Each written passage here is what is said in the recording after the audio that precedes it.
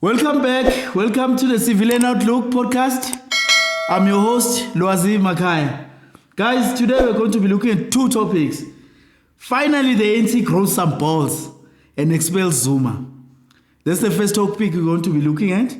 The second topic we're going to be discussing, guys, and dissecting is the Miss SA saga that is currently trending on X, trending on all social media platforms. So let's get right into it. So, guys, a bit of background. So Zuma in December 2023, December 16, he held a press conference in Soweto where he outlined his political direction, so to speak. So at that press conference, Zuma told the country that he's no longer going to be voting for the ANC because he doesn't recognize the ANC in its current form. He's going to be voting for the newly formed MK party. That's the party he's going to be voting for. So that is what he was saying at the press conference. And then he said, what was very strange for everyone. So when he said to us, he will not vote for the ANC, but he will remain the member of, he's still the member of the ANC, but he is not going to vote for the ANC. Yeah, but fine. And I guess that's what happens in politics. So that is what happened. So Zuma decided to have that press conference telling us about the MK party. And then shortly after that, he was then suspended from the ANC, pending the disciplinary hearing. That was recently held. So the disciplinary hearing was supposed to happen before the elections. It did not happen. It kept on being postponed. It was going to be held physically at some point. Then they decided to change. No, they decided to have it virtually. For strategic reasons and political reasons, the ANC decided to have the disciplinary hearing after the elections, not before the elections, because some within the ANC felt that if they were to have this disciplinary hearing before the elections, it was going to give Zuma traction in his MK party. It was going to give them even more votes. He was going to get sympathy votes, obviously, from voters. So they decided to wait for the ANC, for the elections. And so finally the disciplinary hearing took place. So Jacob Zuma was then represented by Tony Yengi. So upon the disciplinary hearing starting, they then experienced some technical issues. Zuma's side, that is, not on the ANC's side. So they then had some technical issues where either Zuma or Tony Yengi could not connect on the virtual platform that was set up for the disciplinary hearing. So then Tony Yengen proceeded to ask the chairperson of the disciplinary inquiry to have it physically. It was declined. They decided to pull out from the disciplinary hearing. That is Zuma and his representative, Tony Yengen. But it did not stop the disciplinary hearing from continuing. The ANC disciplinary and the chairperson then decided they are going to carry on with the disciplinary with Zuma present or with Zuma not present. So it happened. The ANC's case was led by the SG. The Secretary General of the ANC, Civillian Outlook, was the one leading the case on behalf of the ANC. So obviously then there was no Zuma. Zuma did not put his side of the story, or he did not defend himself, guys. So then there was a leak. So it was held, the disciplinary hearing was held, and then soon after, about 2 days or so after the disciplinary hearing, then there was a leak. It started trending on X, where it became apparent that Zuma has been expelled from the ANC. That document or that letter that was trending on social media was not signed, but it showed that Zuma, the decision has been taken, that Zuma has been expelled. The following day, the SG, Civillian Outlook, then held a press conference where he actually confirmed that Zuma has been expelled from the ANC. He held a press conference, he explained everything, he explained even the decision why they did not have the hearing virtually, because in terms of the ANC felt that no, Zuma wanted to have a campaign outside the Luthuli House. He wanted to have a mini rally outside of the Luthuli House where the MK party members are going to be outside and picket. And obviously Zuma was also going to, you know what Zuma does. Even after his court appearances and so on, he would have a press conference. So can you imagine Zuma having a press conference outside of Lutuli House with MK party members, not ANC members? So I guess that was the reason, one of the reasons why the ANC decided not to have it physically and to have it virtually. So for strategic reasons, Zuma wanted to have it physical. And then for strategic reasons as well, the ANC decided against it. So now he's expelled. So Zuma has been expelled from the ANC. He has breached the ANC constitution, because in the ANC constitution, you cannot support another party while being a member of the ANC and vote for another. De-campaign the ANC, basically, in the words of Civillian Outlook. You can't be a member of ANC and then be voting for the MK party, support the MK party with the president of the MK party, and yet you claim to be a member still of the ANC. And in essence, that's what even in the press conference that Civillian Outlook had, he explained this. He said, no, and it's very strange. Mr. Jacob Zuma has been in courts in and out fighting with Mr. Kumalo, the former leader of the MK party. They have been fighting between him and Zuma, who's the leader of the MK. And Zuma is the one who's in charge of the MK party. Everyone knows. In fact, Zuma also went to court. He wanted to be in parliament as well. He couldn't go to parliament. He lost that matter at the constitutional court as well. So it was very strange. Like I said, very strange that you decide to go to another party and then you still came to a member of your previous party. So that's how it unfolded. So he's currently expelled. He's got 21 days to appeal. We don't know whether he's going to appeal, but knowing Mr. Zuma and how he operates, there's a big chance that he's going to appeal. There's even a bigger chance that he's going to maybe take this matter to court. Because remember, this actually touches on Zuma and his legacy in the ANC. It affects his legacy. Zuma has been the deputy president of the ANC. He has been obviously the president of the ANC. At some point, he was the chairperson of the top six. So he's held a number of senior positions within the top six of the ANC. He joined the ANC while he was very young. So he's been part of the ANC now for about 60 years. And he says it proudly. If you listen to him when he speaks, sometimes he mentions it, that he has been part of the ANC for the longest time. He went to exile for the ANC. He was part of the MK military wing at that time. He has done a lot of things for the ANC. His life is ANC. All he knows is ANC. All he's ever known is ANC. So his legacy, when you then look at it and think about his legacy, what's going to happen to his legacy now? Because now he's going to go down in history as the first ever president of the ANC that was expelled.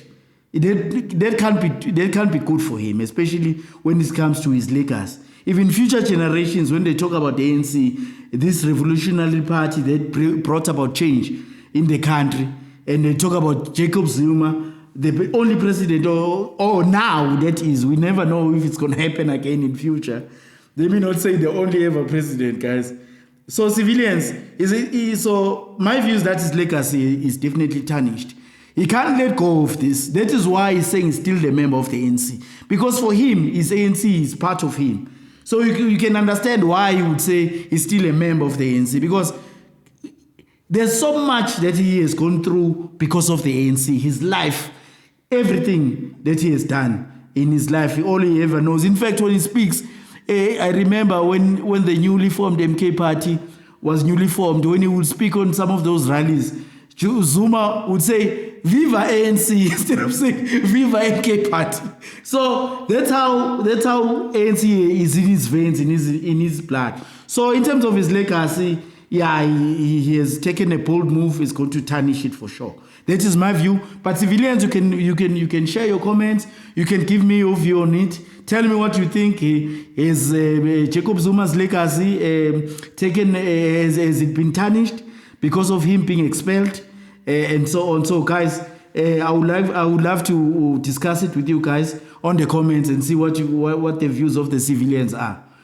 Guys, then I wanted to also look at the MK party's view on the expulsion of Jacob Zuma, because the spokesperson of MK party, Tlamulo Ndlela, actually was interviewed by one of the media outlets, where he expressed his dismay and displeasure at the way Zuma was expelled, and ANC depriving Zuma of having a disciplinary hearing physically, face to face, because Zuma wanted to have a disciplinary hearing face to face, because Tony Ngeni did say that he wanted to look at his enemies in the face.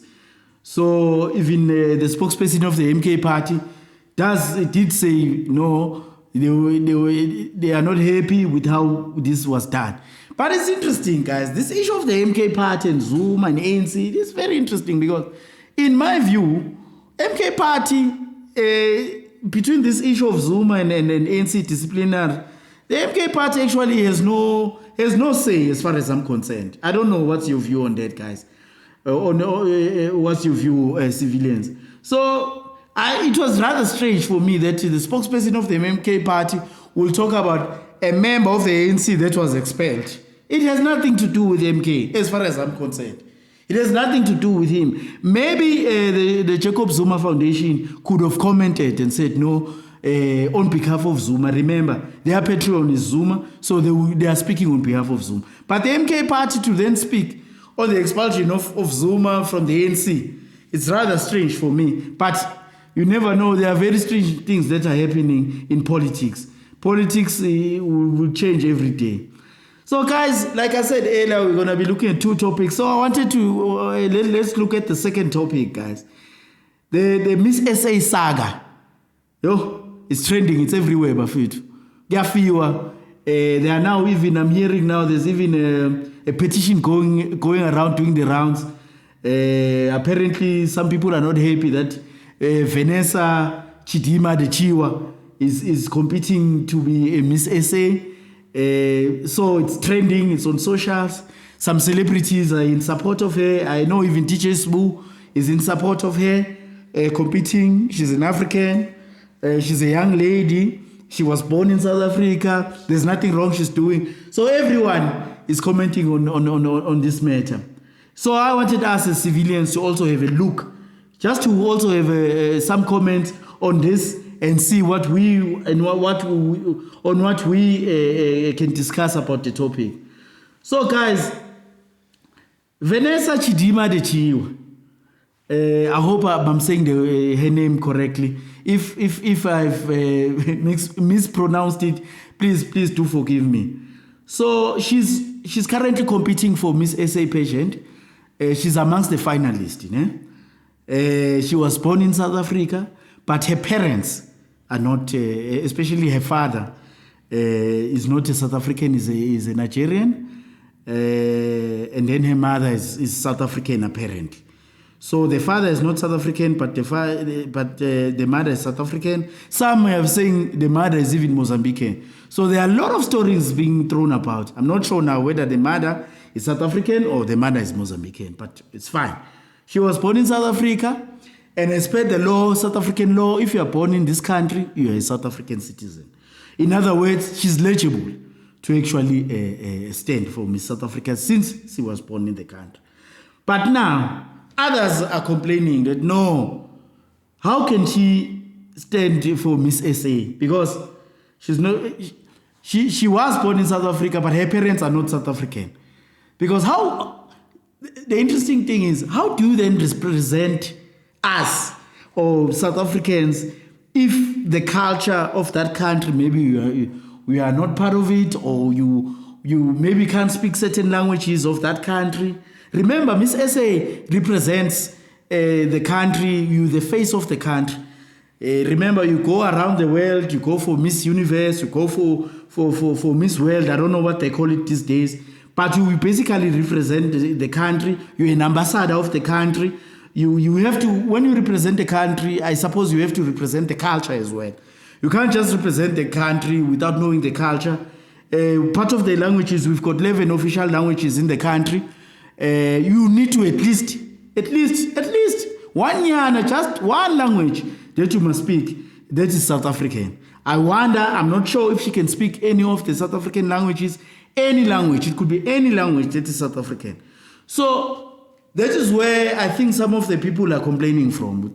No, but yes, she was born here, but does can you recognize her, but really, culturally, her upbringing, the language that she speaks, and so on, can you really recognize her as a South African? When you look at that, we know legally, yes.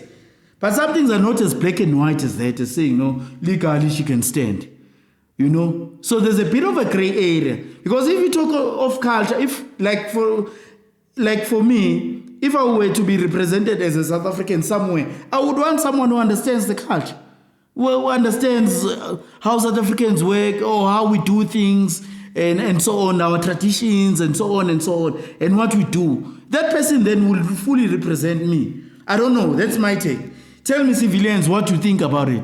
Please subscribe and comment on the comment section. Tell us what you think about the culture.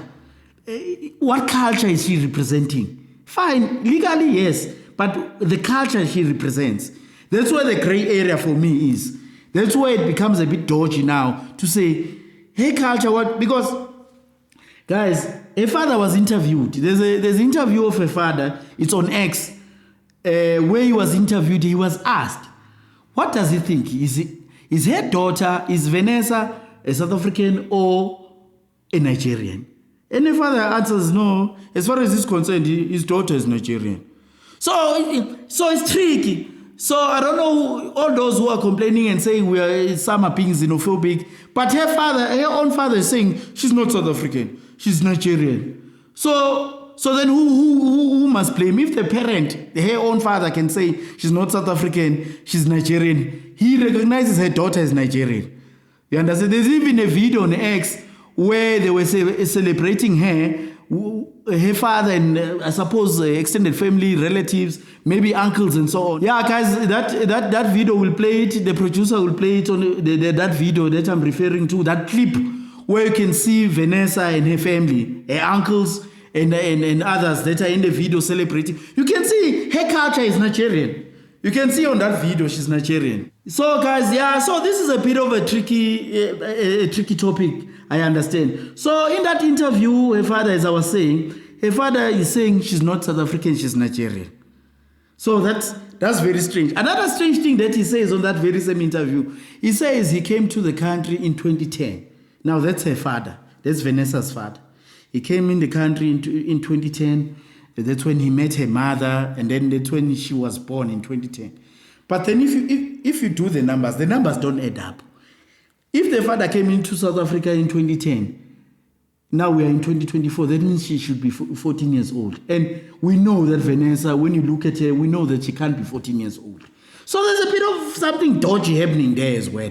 So there's going to be other facts that are going to be coming out of this story. It's going to be very interesting. I think there will be some developments coming out of this story.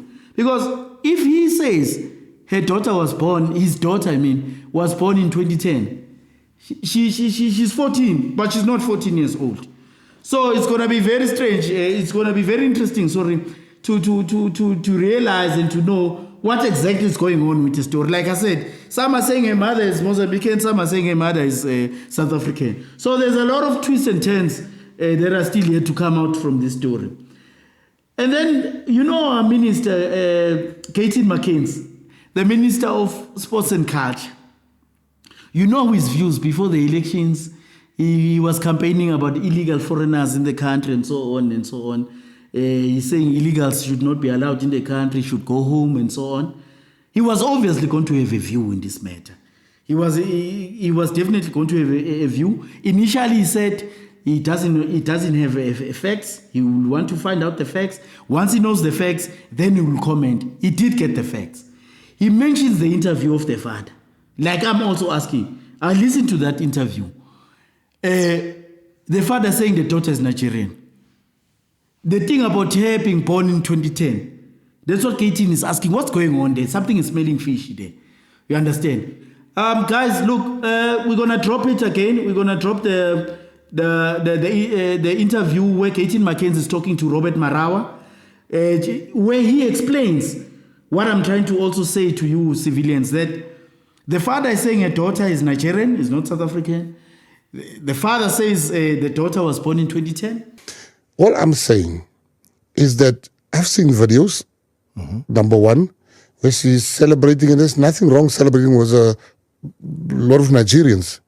But when your father goes on the radio and he says that he met your mom in 2010, and then she fell pregnant in 2010, that makes you 14 years old.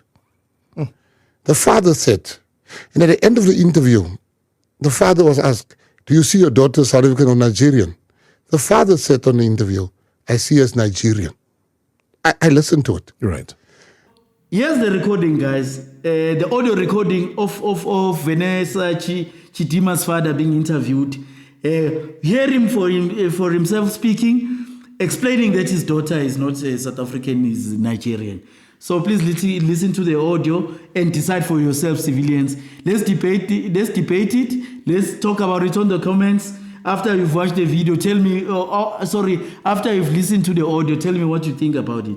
Origin? I'm a Nigerian and my wife is a South African. Oh, all right. And I've lived in South Africa as well. I spent 10 years in South Africa. And do you have kids in South Africa? Yes, I do. And I suppose they are South African citizens. Exactly. All right. And what surname are they using? My surname. Your surname. Because I'm married to their mom, yes. All right. Okay. And on what visa were you here? Actually, as I said, I got married. I met my wife in the UK. She's a South African, by the way. So we met in the UK. So in 2010, during World Cup, we decided we're gonna visit. And that time we don't have children, so we decided we're gonna visit South Africa to watch the World Cup. So that was my first year.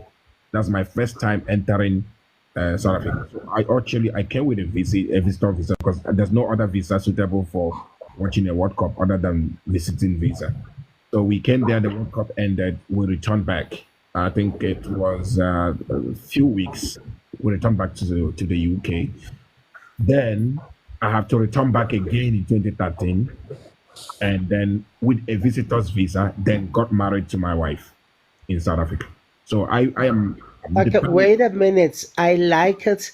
With a visitor's visa, you got married to your South African woman. Yes. All right. That's correct. Okay. So I am going to ask you the same question I asked you, Kamba. In your hearts, Right. are your kids a South African or Nigerian? It's called dual citizen. They are both. Okay, but then when you look at them, do you see them as Nigerian kids or otherwise? That's what I've just said. They are Nigerian.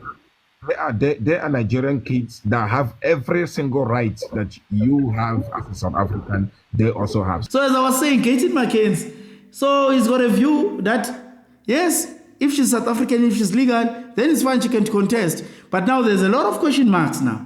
He raises a number of question marks about the age, because the father claims she was born in 2010. But you know, the numbers don't add up. We're in 2024 now. She's 14 years old if she was born in 2010. But we know, we can see her. She can't be 14 years old. You know, Katie McKenzie also comments on the issue that the Miss SA pageant, it's a private company that runs that thing. So remember, the interest of the private companies and the government. I would say government, because if a person is representing a country like Miss SA, Miss South Africa, you are representing us, basically. Us, the civilians, us the normal people in South Africa. You are representing everybody. I just wonder if the Miss SA pageant was controlled by government or one of the government departments, one of maybe under the Ministry of Sports and Culture and so on. I wonder if she was going to be allowed to compete. I wonder, because, like I said earlier, it's very interesting to if you think about it, to say, fine, yes, you are eligible to stand if you were born in South Africa, yes, it's legal. But in terms of culture, can you really? So I wonder if the Miss SA pageant was not being run by a private company, if she was going to be allowed to actually stand. If she was going to be eligible in terms of culture now, to say really, she's South Africa in and out, if you know what I mean. So I wonder, so Katie Mackenzie touches on that the SA pageant is being run by a private company. I think he's also trying to allude to the fact that their decisions may not necessarily sometimes, as a private company, their decisions may not necessarily sometimes consider other factors, because obviously they did do their due diligence. They did come out to say, no, we did our background checks. We found out that yes, she's legible because she was born in the country. And that was all. That is their criteria. But for some of the citizens, as you can see the uproar that is on the social media, and other people are feeling differently. So guys, I hope you're going to have more comments, and we're going to debate about it on the comments below, guys. And then I wanted us to also have a look at the EFF, the Economic Freedom Fighters view. Because, EFF, Katie Mackenzie, and the PA, on the EFF side, we've got Julius Malema. His political position, Julius Malema, when it comes to illegal or foreigners. Maybe let me not say foreigners, or let me say other African guys who are in the country, and what he thinks, his overall view about us as Africans, that we are one, we are supposed to be one, there should be no issue. Well, Julius Malema came out, there was one of the interviews in one of the podcasts. I'm not sure whether it's I think it's the AFF podcast where he was being interviewed he was asked about the same issue about Vanessa Chidim, what he thinks about it. He said, no, well, if she's legal, if she's South African, then she's eligible to stand for Miss South Africa. He has no issue with it, just like other celebrities in the country. Most of the celebrities, even DJ Zuma came out, he said, no man, let the young girl, leave the young girl alone. She has done nothing wrong. She was born in the country. She should be supported. There shouldn't be an issue. Even him now, DJ Zuma is facing a backlash, because now people are wanting to boycott More Fire, because the words he used in that video, some people have been offended by it. So tell me what you think on what DJ Zuma said on the very same topic. I'm not discriminating. If legally she's suitable to stand, she can stand. If there's an issue with our legal system, maybe there are caps, maybe that's another topic altogether. But now he's gotten a backlash now, DJ Zuma. Because now some are saying, no, let's boycott. It's on X. There's a lady there on X, I forgot her name, who has started this campaign to say, no, let's stay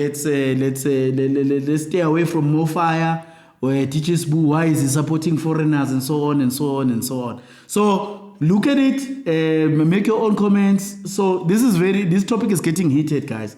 So I hope you liked the show. That's all we have for you today.